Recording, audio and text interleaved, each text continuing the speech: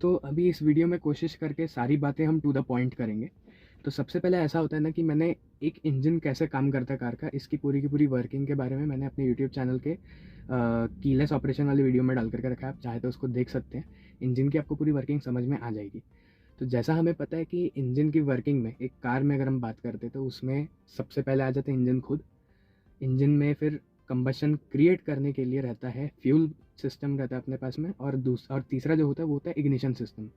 और चौथा होता है उस पूरे के पूरे सेटअप को कंट्रोल करने के लिए ईसीएम, या फिर उसको बोला जाता है इंजन का कंप्यूटर।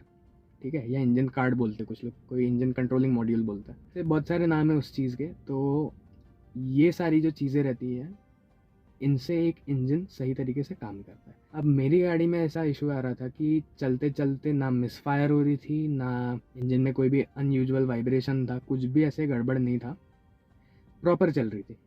और ऐसा भी नहीं कि मतलब कुछ एवरेज वगैरह कम आ रहा है गाड़ी का या ऐसा कुछ भी। मेन इशू ये है कि चलते चलते अचानक बंद पड़ रही थी। अब मैकेनिक भी उस चीज़ को तब अच्छे से डायग्नोस कर पाएगा जब या तो गाड़ी कम्प्लीटली डेड हो जाए और उसका कोई एक पार्ट जो हो वो फेल हो जाए, जिसको देख के या टेस्ट करके मैकेनिक ये बता दे कि हाँ भाई प्रॉब्लम इसी पार्ट में थी। ठीक है। अब अगर गाड़ी डेड नहीं है, गाड़ी चल रही है, कभी भी अचानक से बंद पड़ रही, तो इस चीज़ में बता पाना कि क्या चीज़ एक्चुअल में फ़ेल हो रही है वो बहुत मुश्किल होता है। यहाँ भी इस केस में वही हुआ। काफ़ी सारे पैसे खर्च करने के बाद भी पता नहीं लग पाया कि इसमें दिक्कत क्या है। फिर भी गाड़ी बंद पड़ रही थी चलते चलते। अब हमने कई बार मैकेनिक को दिखा लिया, सब कुछ कर लिया, अब वो चीज़ हो ही नहीं रही थी, मतलब ठीक ही नहीं हो रही थी। और मेरा ऐसा है कि क्योंकि मैं इलेक्ट्रॉनिक्स में इंटरेस्ट रखता हूँ, गाड़ियों में भी इंटरेस्ट रखता हूँ, मैकेनिक्स में भी इंटरेस्ट रखता हूँ, तो मैं सोचा कि यार ठीक है, अब अगर मैकेनिक्स जो भैया लोग हैं उनसे अगर नहीं हो रहा है काम, अगर नहीं कर पा रहे वो, तो कुछ ना कुछ उसकी वजह होगी। ऐसी इतने एक्सपीरियंस लोग हैं, इतना सब काम सीखे हुए हैं, उनसे अगर नहीं हो रहा है मतलब कुछ ना कुछ तो है। तो वो सोच के मैं छोड़ दे रहा था। मैं बोल रहा था चलो अभी थोड़ा शांत रहो, है ना, उनका जजमेंट आने दो, वो जो बोलते हैं उनका सुनते हैं। पर अब हो ही रहा था कि अभी कितने बार भी दिखा लिया, कई कई मैकेनिकों को दिखा लिया, गाड़ी से वो प्रॉब्लम ही ना जा रही, और गाड़ी चलते चलते बंद हो जा रही है। इनफैक्ट चलना छोड़ेंगे, अगर गाड़ी जगह पे खड़ी है, गाड़ी न्यूट्रल में है, तो भी बंद पड़ जा रही है। पहले मुझे लगता था कि मैं जो थोड़ा हाई गियर में चलाता हूँ गाड़ी एवरेज निकालने के लिए, उस चक्कर में इंजन पे लोड आता है, बंद पड़ जाता है। लेकिन इंजन बंद होने के पहले ज़बरदस्त वाइब्रेशन आएगा, गियर का जो शिफ्टर है वो ऐसे ऐसे हिलने लगेगा। वो भी नहीं हुआ।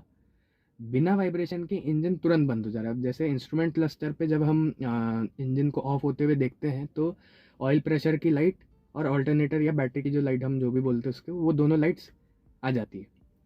वो दोनों लाइट्स अचानक से आ जा रही थी, मतलब ऐसा लग रहा है कि गाड़ी तो चल रही है, इंजन रिस्पॉन्स देना बंद कर देगा और वो दो लाइट्स आ जाती है, इसका मतलब इंजन ऑफ हो चुका है। वो कंप्यूटर ने डिटेक्ट कर लिया कि इंजन ऑफ हो चुका है। तो मैं वही सोच रहा था बार बार, ऐसा हो क्यों रहा है। एक दिन जब ये प्रॉब्लम्स ऐसी चली रही थी, यहाँ पर मेरे दिमाग में शक दो चीज़ों पे था। एक था स्पार्क प्लग वाला इग्निशन कॉइल वाला सिस्टम, दूसरा था फ्यूल पंप वाला सिस्टम। अब फ्यूल पंप का ऐसा खेल था ना कि गाड़ी अचानक बंद नहीं हो जाएगी। ठीक है, थोड़ा बहुत इंजन सर्ज करेगा फ्यूल के लिए, फिर बंद होगा। तो मैंने उस तरफ बहुत ज़्यादा ध्यान नहीं दिया। वो प्रॉब्लम चालू होने के बाद में मैंने कनेक्टर एक बार खोला था, जो कि जो पैसेंजर साइड होता है फ्रंट में, उसके डैशबोर्ड के नीचे होता है, सेंट्रो का फ्यूल पंप का रिले लगा हुआ है। मैंने एक बार उसका रिले का कनेक्टर खोला, एक बार उसमें फूंक मारा था, साफ़ किया था कपड़े से और वापस उसको लगा दिया। मुझे लगा उसके बाद शायद प्रॉब्लम ठीक हो जाए। ठीक है, लेकिन उससे कुछ हुआ नहीं। फिर मैंने हर एक सिलेंडर का स्पार्क और करंट चेक किया, तो चारों सिलेंडर्स में करंट भी प्रॉपर आ रहा है बिना किसी इशू के, और बढ़िया से स्पार्किंग हो रही, जो सीक्वेंस है उसमें कोई दिक्कत नहीं है। और ऐसा भी नहीं कि मतलब बीच बीच में इग्निशन सिस्टम बंद पड़ जा रहा है। तो मैं थोड़ा हो गया परेशान।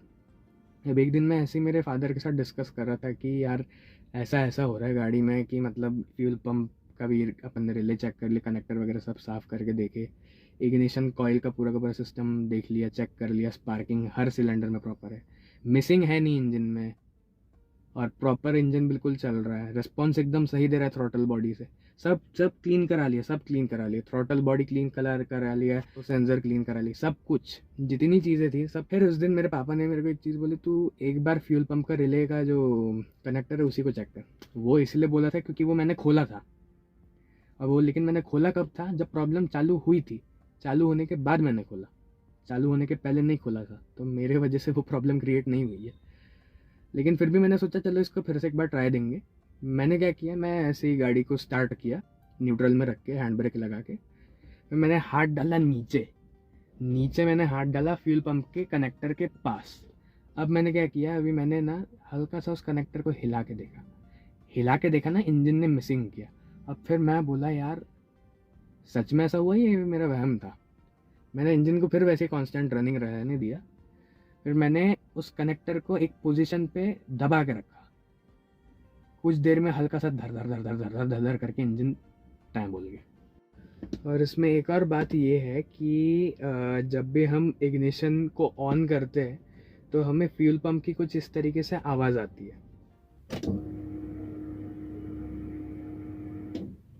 इसको ही कंफर्म करने के लिए मैंने क्या किया कि मैंने उस फ्यूल कनेक्टर का जो पोजीशन था जिस पे वो बंद हुआ था इंजन, मैंने उसी पोजीशन में रहने दिया और फिर मैंने इग्निशन ऑफ करके फिर से ऑन किया। तो उसमें वो आवाज़ आनी चाहिए, लेकिन वो आवाज़ नहीं आई। इसका मतलब प्रॉब्लम वही है, क्योंकि फ्यूल पंप हमारा ऑन नहीं हो रहा है, उसी वजह से हमारा इंजन भी चालू नहीं हो रहा है। बात वही है कि हो वही रहा था कि मतलब चलते चलते गाड़ी में वाइब्रेशन आती है, वाइब्रेशन से वो पोजीशन से हिल जाता है कनेक्टर टाइट होने के बावजूद।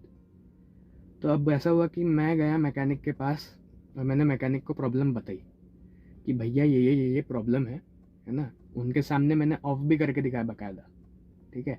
वो कनेक्टर को मैंने हिला करके दिखाया, हल्का सा वाइब्रेट करा के दिखाया, इंजन तुरंत बार बार ऑफ हो जा रहा था। अब रीज़न तो साफ था है ना कि इंजन अब क्यों ऑफ हो रहा था। तो ऐसा होता है कि इसमें मैकेनिक की कोई गलती नहीं है, या क्योंकि वो बहुत ज़्यादा एक्सपीरियंस लोग होते हैं, लेकिन कैसा होता है कि कई बार एक्सपीरियंस लोगों से भी कई सारी छोटी छोटी चीज़ें मिस हो जाती है, ठीक है। इसमें कोई बहुत बड़ी बात नहीं है। लेकिन मेरा ये वीडियो बनाने के पीछे ये मोटिव था कि हम जो छोटी छोटी चीज़ें छोड़ देते हैं ना, जो हम छोटी छोटी चीज़ों पे ध्यान नहीं देते, कई बार छोटे से छोटा प्रॉब्लम रहता है जो अपने को इतना सर्कस करा देता है। हमेशा जब भी आप चेक करते हैं ना चीज़ों को, तो बारीक से बारीक चीज़ों को चेक करिए जो कि रिस्पॉन्सिबल हो सकती है कहीं ना कहीं। हमें कंफर्म नहीं पता होते चीज़ों के बारे में, क्योंकि ऑफ कोर्स हम पूरे के पूरे कनेक्टेड नहीं रहते उन सारी चीज़ों से।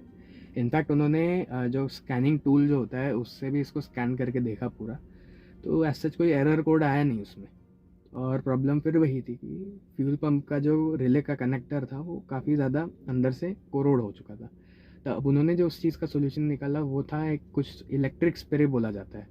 वो उन्होंने इलेक्ट्रिक स्प्रे उसमें मारा, थोड़ा बहुत उन्होंने साफ़ किया, उसको लगाया, और उसके बाद से आज तक के गाड़ी हमारी 4000 किलोमीटर प्लस चल चुकी है विदाउट एनी इश्यूज़। आज तक ना मिसिंग की है गाड़ी ने, ना आज तक के एक भी समय उसने ऐसा प्रॉब्लम दिया कि रोड में चलते चलते बंद हो जा रही है और पीछे से ट्रैफिक आ करके हॉर्न बजा बजा के ऐसी तैसी करा। ऐसा कभी नहीं हुआ इसके बाद से। बस यही है कि आपको हमेशा अपनी गाड़ियों का रेगुलर सर्विसिंग कराते रहना है, इंजन ऑयल, कूलेंट का लेवल, और ये छोटी मोटी आवाज़ें, ठीक है, छोटी मोटी चीज़ें, इन पे बहुत ध्यान देना। ज़रा सा भी अगर आपको लगता है कि थोड़ा सा अनयूजुअल है, गाड़ी चेक करा लो जा करके, ठीक है। जब तक कि वो चीज़ प्रॉब्लम बड़ी हो जाए तब तक वेट नहीं करोगे तो अच्छा रहेगा। बस फिर इस वीडियो में मैं यहीं पर ही स्टॉप करता हूँ। आई होप कि आपको थोड़ा बहुत इन्फॉर्मेशन मिला होगा मेरे एक्सपीरियंस से, and thank you so much यहाँ तक बहुत पेशेंटली मुझे सुनने के लिए। I will see you next time. जय हिंद।